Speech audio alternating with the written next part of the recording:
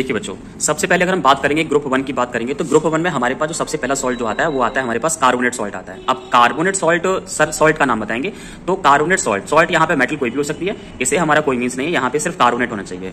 तो carbonate salt होता है। दूसरा जो हमारे पास होता है वो सल्फाइड सॉल्ट होता है। तीसरा जो होता है वो सल्फाइड होता है S2 negative, carbonate CO3 negative, sulphide SO3 negative, sulphide S2 negative, nitrite NO2 negative और नेक्स्ट है हमारे पास एसीटेट यानी कि CS3COO नेगेटिव। ये सारे के सारे सॉल्ट जो हैं वो डाइल्यूट H2SO4 के साथ ट्रीट करते हैं। इसका मतलब ये हुआ कि ये डाइल्यूट H2SO4 के साथ कोई ना कोई रिएक्शन करेंगे और वहां पे एक तरह की पर्टिकुलर गैस का इवोल्यूशन होगा और उस गैस को ही हम क्या करेंगे, उस गैस का हम ऑब्जर्वेशन करेंगे और उस गैस के ऑब्जर्वेशन के बिहाफ पर ये पता करेंगे कि इनमें से कौन सा सॉल्ट है। So let us see. Hello students, welcome to class. आज की इस क्लास में बच्चों हम लोग जो सॉल्ट एनालिसिस होता है उसका पार्ट हम क्लियर करने वाले हैं। आपको पता है कि सॉल्ट एनालिसिस प्रैक्टिकल एक मेजर पार्ट होता है, तो काफ़ी लेंथी भी होता है, काफ़ी सारे सिस्टमैटिकली वहाँ पे हमें प्रोसेस करने होते हैं, तो वही हम डिस्कस करने वाले हैं। तो लेट बिगिन। सबसे पहले मैं आपको यहाँ पे इंट्रो कराना चाहता हूँ कि आपको पता है कि जो हमारे सॉल्ट होता है उस सॉल्ट को सिस्टमैटिकली एनालिसिस किया जाता है। उसमें हमें क्या करना होता है कि सॉल्ट में एक कैटायन और एक एनायन को डिस्ट्रीब्यूट करके उसको एनालाइज करके फाइंड आउट करना होता है कि जो सॉल्ट दिया गया उसमें कौन सा कैटायनिक पार्ट प्रेजेंट है और कौन सा एनायनिक पार्ट प्रेजेंट है। सबसे पहले बेसिकली आपको ध्यान रखना होगा कि जब हम सॉल्ट एनालिसिस कर रहे होते हैं तो उस टाइम पे हमें वो सिस्टमैटिकली करना होता है। मतलब आप ये नहीं है कि किसी भी टाइम पे कोई भी वहाँ पे प्रोसेस कर दोगे या कोई भी टेस्ट वहाँ पे कर दोगे। सिस्टमैटिकली का मतलब ये हो गया कि जैसे जब हमें सॉल्ट दिया जाता है तो पहले हम वहाँ पे अनायनिक पार्ट को फाइंड आउट करने के लिए जब टेस्ट करते हैं, देन आफ्टर जब अनायनिक पार्ट जब कंफर्म हो जाता है उसके बाद हम कैटायनिक पार्ट को कंफर्म करते हैं। ठीक है, अब जैसे कि मान के चलते हैं, आपको पता है कि आयनिक पार्ट को हमने 3 कैटेगरी में डिवाइड किया हुआ है। पहला ग्रुप 1 वाले जिन्हें हम डाइल्यूट H2SO4 रिजेंट भी कहते हैं, और दूसरे होते हैं हमारे पास ग्रुप 2 वाले जिन्हें हम कंसंट्रेटेड H2SO4 ग्रुप रिजेंट के रेडिकल्स भी कहते हैं, और तीसरे होते हैं जो रिजेंट इंडिपेंडेंट जैसे कि सल्फेट और फॉस्फेट हो गया। ठीक है, तो हम इनको सिस्टमैटिकली करेंगे। कहने का मतलब यह है कि सपोज दैट पहले तो हमें ये मान के चलना होगा कि हमारा जो सॉल्ट है वो वहाँ पे ग्रुप 1 का एसिडिक रेडिकल कंटेन करता है। देन उसके बाद हमें सपोज करके चलना पड़ेगा कि हमारा जो सॉल्ट है, अगर मान लो कि ग्रुप रिजेंट हम वहाँ 1 के लिए सपोज करके जाएंगे और वहाँ पे करेंगे टेस्ट उसके लिए, अगर वो नहीं अगर फाइंड आउट होता है तो हम वहाँ पे ग्रुप 2 के लिए टेस्ट करेंगे, और ग्रुप 2 के लिए भी नहीं होता तो हम वहाँ पे ग्रुप 3 के लिए हम वहाँ पे जाएंगे, मतलब ग्रुप इंडिपेंडेंट के लिए जाएंगे। तो सबसे पहले मैं आपको ग्रुप 1 के जो एसिडिक रेडिकल्स हैं उनको यहाँ पे बता रहा हूँ कि कौन कौन से होते हैं और फिर उनके वहाँ पे सिस्टमैटिकली टेस्ट करेंगे। नाउ बेटा, अब आप जैसा कि देख पा रहे हैं कि हमने यहाँ पे 5 अलग अलग टेस्ट ट्यूब ली हुई हैं।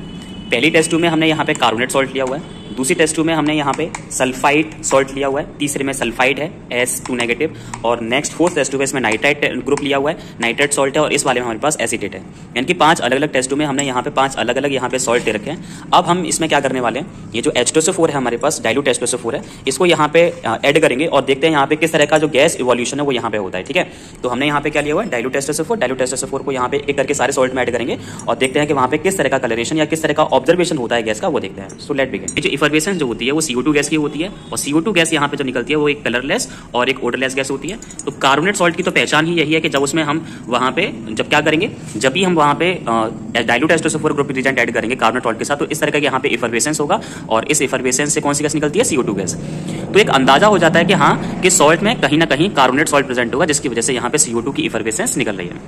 अब हम क्या करेंगे, सेकंड टेस्ट ट्यूब के अंदर फिर से यहाँ पे डाइल्यूट H2SO4 डालते हैं और वहां देखते हैं क्या होता है। Now let's see. तो सेकंड टेस्ट ट्यूब में जैसे ही हम यहाँ पे डालेंगे डाइल्यूट H2SO4 डालेंगे तो देखिए इफर्वेसेंस तो यहाँ पे भी रिलीज हो रही है। अब इफर्वेसेंस निकली लेकिन थोड़ी सी निकली, उसके बाद यहाँ पे कुछ भी नहीं हुआ। तो यहाँ पे अभी क्लियर नहीं हुआ कि यहाँ पे कौन सा सॉल्ट प्रेजेंट होगा, और डाल के देखा।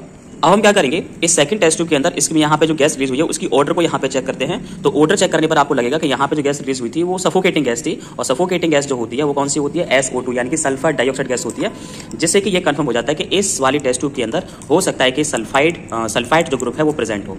अब तीसरा वाला है सल्फाइड वाला, इसमें हम डालेंगे तो यहाँ पे देखेंगे एक रोटेन एग वाली जो गैस होती है वो यहाँ रिलीज होगी। अब देखिए यहाँ पे नॉर्मली इस टेम्परेचर पे कोई भी रिएक्शन यहाँ पे नहीं हो रही है, तो इसके लिए क्या करेंगे, टेस्ट ट्यूब को थोड़ा सा गर्म करते हैं। गर्म करने पर क्या होगा, यहाँ पे रोटेन एग लाइक स्मेल यहाँ पे रिलीज होगी। देखो केमिकल रिएक्शन स्टार्ट होना शुरू हो गई। अब यहाँ पे ये जो गैस रिलीज हो रही है, अब ये गैस यहाँ पे तो रिलीज होगी। अब इसको जब आप ऑर्डर करोगे, इस वाली गैस को जब आप ऑर्डर करोगे तो ऑर्डर करने पर आपको लगेगा कि ये रोटेन एग वाली स्मेल है, मतलब सड़े हुए अंडे जैसी स्मेल निकलती है। इसी को हम लोग क्या, सेकंड वाले टेस्ट ट्यूब में जैसे हमने इसे हीट किया तो हीट करने पर यहाँ पे रोटेन एग लाइक स्मेल यहाँ पे निकलती है, और रोटेन एग लाइक स्मेल जो होती है वो कौन सी गैस की होती है, ये सर होती है हाइड्रोजन सल्फाइड की गैस होती है, और इससे कंफर्म हो जाता है कि टेस्ट ट्यूब के अंदर कहीं ना कहीं सल्फाइड ग्रुप जो है प्रेजेंट है।